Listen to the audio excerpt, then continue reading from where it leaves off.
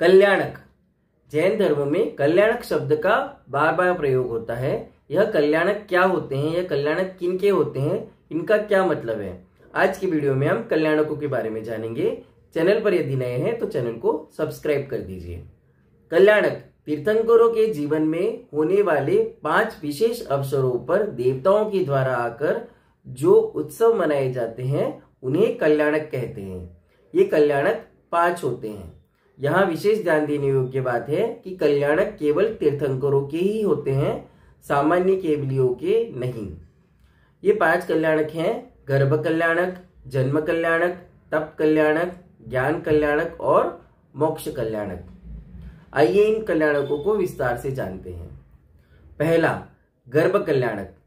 16 कारण भावनाओं के चिंतवन से जिस जीव ने तीर्थंकर प्रकृति का बंध किया है और जिनके तीर्थंकर प्रकृति का उदय आने वाला है और वे उसी भव से मोक्ष जाने वाले हैं, उस अंतिम भव में जन्म लेने के लिए तीर्थंकर भगवान का वह जीव माता के गर्भ में आता है।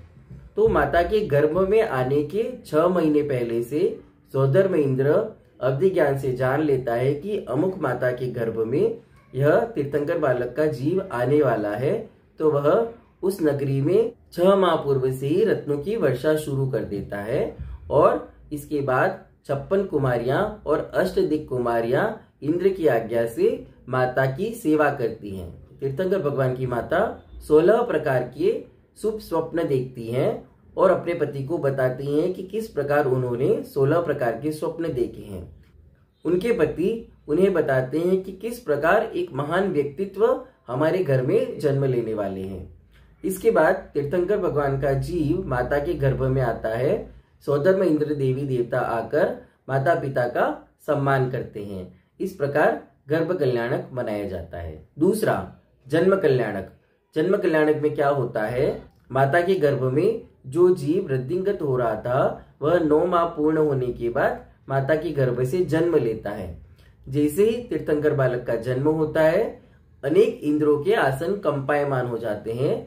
सौधर्म इंद्र अवधि ज्ञान से जान लेता है कि तीर्थंकर बालक का जन्म हुआ है और वे अपने आसन से उठकर 7 कदम चलते हैं और परोक्ष में उन तीर्थंकर बालक को नमस्कार करते हैं।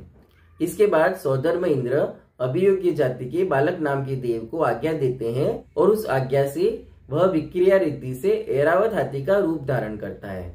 वह ऐरावत हाथी 1 लाख योजन ऊंचा होता है। जैसा सुमेरु पर्वत की ऊंचाई है उतना ही। वह सौधर्म इंद्र अपनी सची इंद्राणी के साथ उस ऐरावत हाथी पर आरूढ़ होता है और अनेक अन्य इंद्रों और देवी देवताओं के साथ भगवान की जन्म नगरी में आता है। वह सौधर्म इंद्र जैसे ही जन्म नगरी में पहुंचता है, तीर्थंकर बालक के दर्शन के लिए लालायित होता हुआ एकदम माता के कक्ष की ओर जाता है, लेकिन अचानक से रुक जाता है क्योंकि परिस्त्री के कक्ष में नहीं जाना चाहिए। इसके बाद सची इंद्राणी को उस कक्ष में भेजता है। सची इंद्राणी माता को मायामयी निद्रा में सुलाकर और उनके पास मायामयी बालक को रखकर तीर्थंकर बालक को अपने साथ ले आती है और वह उस बालक को बार बार निहारती है। वह इंद्राणी यह देखकर आश्चर्यचकित होती है कि ऐसा सुंदर स्वरूप वाला बालक पूरे भूमंडल में कहीं नहीं है और उस तीर्थंकर बालक को लाकर सौधर्म इंद्र को दे देती है।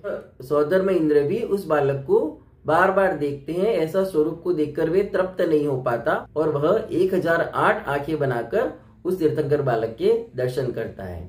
इसके बाद सौधर्म इंद्र और सची इंद्राणी उस तीर्थंकर बालक को लेकर उस ऐरावत हाथी पर आरूढ़ होते हैं और अन्य समस्त देवी देवताओं के साथ वे सभी जाते हैं सुमेरु पर्वत के ऊपर। सुमेरु पर्वत के सबसे ऊपर का जो वन है पांडुक वन, उस पांडुक वन की पांडुक शिला पर उस तीर्थंकर बालक को विराजमान करते हैं और क्षीर सागर के जल से 1008 कलशों से उस तीर्थंकर बालक का अभिषेक करते हैं। इसके बाद सची इंद्राणी उस तीर्थंकर बालक को वस्त्राभूषण पहनाती है और इंद्र तांडव नृत्य करता है और वे फिर उस तीर्थंकर बालक को लाकर उनके माता पिता को सौंप देते हैं और उन माता पिताओं का सम्मान करते हैं। इस प्रकार जन्म कल्याणक मनाया जाता है। तीसरा, तप कल्याणक। तप कल्याणक किसे कहते हैं? तप कल्याणक का दूसरा नाम दीक्षा कल्याणक भी है, तो इसे दीक्षा कल्याणक भी कह सकते हैं, तप कल्याणक भी कह सकते हैं।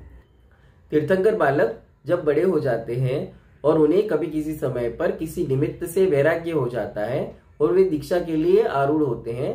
जब वे अब संपूर्ण संसार त्याग करके दीक्षा के लिए उद्यत होते हैं, तब लोकांतिक देव आकर उनके वैराग्य की अनुमोदना करते हैं और सौधर्म इंद्र आदि देव उनके लिए एक विशेष पालकी लेकर आते हैं और तीर्थंकर भगवान उस पालकी में आरूढ़ होते हैं। मनुष्य और देवता उस पालकी में भगवान को वन तक ले जाते हैं। वन में जाकर तीर्थंकर भगवान नमः सिद्धेभ्यः बोलते हुए अपना पंचमुष्टि केशलोच करते हैं। समस्त प्रकार के वस्त्र आभूषण त्याग करके 5 महाव्रत अंगीकार कर लेते हैं और वे मुनि हो जाते हैं। अब वे मुनि अवस्था में रहते हैं। इसे दीक्षा कल्याणक या तप कल्याणक कहते हैं। यहाँ विशेष ध्यान देने योग्य बात है कि तीर्थंकर भगवान के कोई गुरु नहीं होते। चूंकि वे स्वयंभू होते हैं, इसलिए उन्हें किसी भी प्रकार के गुरु की आवश्यकता ही नहीं होती। चौथा कल्याणक ज्ञान कल्याणक। ज्ञान कल्याणक में क्या होता है? तीर्थंकर भगवान मुनि अवस्था में अनेक प्रकार की तपस्याएं करके अपने कर्मों को नष्ट करते रहते हैं। अनेक प्रकार के तप करते हुए जब वे ज्ञानावर्णीय, दर्शनावर्णीय, मोहनीय और अंतराय इन 4 घातिया कर्मों को नष्ट कर देते हैं, तो उन्हें केवल ज्ञान प्रकट हो जाता है। केवल ज्ञान की प्राप्ति हो जाती है। केवल ज्ञान होता है संपूर्ण सृष्टि का एक साथ ज्ञान। इस संसार में ऐसा कोई विषय शेष नहीं जिसका ज्ञान उन्हें नहीं प्राप्त हो, उसे केवल ज्ञान कहते हैं। केवल ज्ञान प्राप्त होते ही सौधर्म इंद्र की आज्ञा से कुबेर समवशरण की रचना करता है और सभी देवी देवता आकर उत्सव मनाते हैं। समवशरण क्या होता है? एक धर्म सभा होती है। उस समवशरण के बीचों बीच में तीर्थंकर भगवान विराजमान होते हैं और केवल ज्ञान के बल पर उनके सर्वांग से दिव्य ध्वनि खिलती है, जो भव्य जीवों को मोक्ष मार्ग का उपदेश देती है।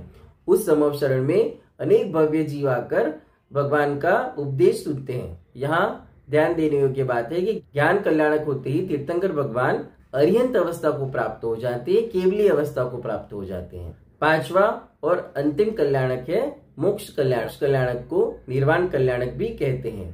तीर्थंकर भगवान अभी तक अरिहंत अवस्था में थे और उन्होंने 4 घातिया कर्मों को नष्ट किया था। कुल 8 कर्म होते हैं, 4 घातिया और 4 अघातिया। तो 4 घातिया कर्म तो पहले से नष्ट हो गए। शेष जो 4 अघातिया कर्म है, आयु, नाम, गोत्र और वेद नियम, इन 4 कर्मों के भी नष्ट होते ही भगवान मोक्ष में चले जाते हैं। उनका शरीर नष्ट हो जाता है और वे अनंत काल के लिए सिद्ध शिला पर जाकर विराजमान हो जाते हैं। उनका इस संसार में आना जाना, आवागमन रुक जाता है और वे अनंत सुख को प्राप्त कर लेते हैं अनंत काल के लिए। भगवान का मोक्ष कल्याणक होते ही देवी देवता आदि अनेक इंद्र आकर भगवान का मोक्ष कल्याणक मनाते हैं, उत्सव मनाते हैं। भगवान के मोक्ष जाते ही उनकी नाखून और बाल शेष रह जाते हैं, तो अग्नि कुमार देव आकर उनका अंतिम संस्कार करते हैं। इस प्रकार मोक्ष कल्याणक या निर्वाण कल्याणक मनाया जाता है। अभी प्रश्न आता है कि क्या कल्याणक 5 ही होते हैं? तो इसका उत्तर है मैक्सिमम 5 होते हैं। हमारे भरत क्षेत्र में और ऐरावत क्षेत्र में नियम से सभी तीर्थंकरों के 5 कल्याणक ही होते हैं, लेकिन विदेह क्षेत्र में ऐसा नियम नहीं है। विदेह क्षेत्र में 2 कल्याणक वाले, 3 कल्याणक वाले और 5 कल्याणक वाले 3 प्रकार के तीर्थंकर भी हो सकते हैं। 5 कल्याणक किनके होते हैं? ऐसे जीव जिन्होंने पूर्व भाव में 16 कारण भावनाओं का चिंतन करके तीर्थंकर प्रकृति का बंध किया और आने वाले किसी भाव में जिनके तीर्थंकर प्रकृति का उदय आएगा और तब वे तीर्थंकर बनेंगे, तो उनका गर्भ, जन्म, तप, ज्ञान और निर्वाण 5 ही कल्याणक होंगे। 3 कल्याणक किनके होंगे? ऐसे जीव जिन्होंने इसी भाव में 16 कारण भावनाओं का चिंतन करके तीर्थंकर प्रकृति का बंध किया है और यही उनका अंतिम भव है। वे इसी भव से मोक्ष जाने वाले हैं। तो चूंकि वे जन्म तो ऑलरेडी ले चुके हैं, तो गर्भ और जन्म कल्याणक होना संभव नहीं है। तो उनके तप कल्याणक, ज्ञान कल्याणक और मोक्ष कल्याणक, ये 3 कल्याणक ही होंगे। 2 कल्याणक कौन से तीर्थंकरों के होते हैं? ऐसे जीव जिन्होंने मुनि दीक्षा ले ली है और मुनि दीक्षा लेने के बाद 16 कारण भावनाओं का चिंतन करने से तीर्थंकर प्रकृति का बंध किया और वे इसी भव से मोक्ष जाने वाले हैं। तो उनका जन्म भी हो चुका है और दीक्षा भी हो चुकी है। तो गर्भ कल्याणक, जन्म कल्याणक और तप कल्याणक होना अभी संभव नहीं है। तो फिर ऐसे तीर्थंकरों का ज्ञान और मोक्ष ये 2 ही कल्याणक होते हैं, तो वे 2 कल्याणक वाले तीर्थंकर कहे जाते हैं। आगम शास्त्रों में वर्तमान अवसर्पिणी काल में आदिनाथ भगवान से महावीर भगवान तक जो भी तीर्थंकर हुए थे, उन सभी के 5 कल्याणकों की तिथियां हमारे ग्रंथों में उपलब्ध हैं। तो उन तिथियों पर उन तीर्थंकरों के कल्याणक मनाए जाते हैं। महावीर भगवान से संबंधित महावीर जयंती बनाई जाती है। तो महावीर जयंती के दिन क्या हुआ था? महावीर भगवान का जन्म कल्याणक हुआ था। तो प्रतिवर्ष उनका जन्म कल्याणक हमारे द्वारा मनाया जाता है। उसी प्रकार दीपावली के दिन महावीर भगवान को मोक्ष प्राप्त हुआ था, तो दीपावली के दिन मोक्ष कल्याणक मनाया जाता है। इसके अलावा जिन मंदिर की प्रतिष्ठा होती है, जिनेंद्र भगवान की प्रतिमा की प्रतिष्ठा होती है, तो भी पंच कल्याणक मनाए जाते हैं। चूंकि प्रतिमा को संस्कारों के द्वारा, मंत्रों के द्वारा तीर्थंकर बनाया जाता है, तो उन प्रतिमा जी में 5 कल्याणकों के संस्कार किए जाते हैं।